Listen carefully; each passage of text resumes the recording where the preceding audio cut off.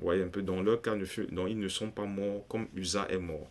Et ces deux situations-là ont été écrites pour notre instruction, nous qui sommes dans la nouvelle alliance et qui sommes de l'Église, qui appartenons, qui sommes en Christ. Voilà, dans le sens où, en Christ et dans l'Église, chacun de nous doit être à sa place. C'est pour ça que nous devons obéir à ce que Paul a dit dans 1 Corinthiens 7 au verset 17, que chacun marche selon la part qui lui a été faite que chacun marche selon la part qui lui a été faite selon le Seigneur, selon l'appel qu'il a reçu de Dieu.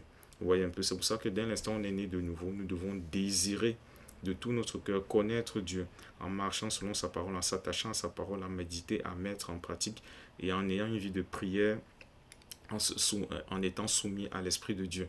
De sorte que Dieu, dans sa grâce, en fait, se révèle au cœur de chacun, se fasse connaître au cœur de chacun et que chacun, par la grâce de Dieu, connaisse qui il est selon Dieu. Voilà, et surtout, qu'est-ce que Dieu attend de lui, autant dans l'Église que dans ce monde.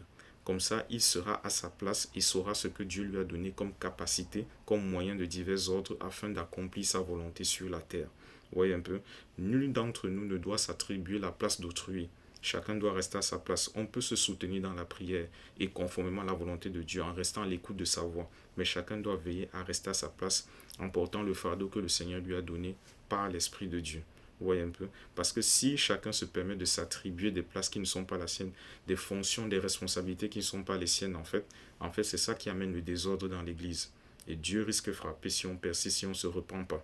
Parce que Paul le dit clairement dans 1 Corinthiens 14, je crois du verset 32 à 33, pardon, que Dieu n'est pas un Dieu de désordre, mais un Dieu de paix.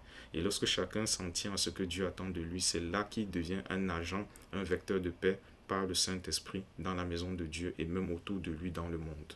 C'est ce que je veux partager avec vous aujourd'hui, que chacun de nous soit et demeure à sa place en Christ. Fidèlement en Christ, je vous salue.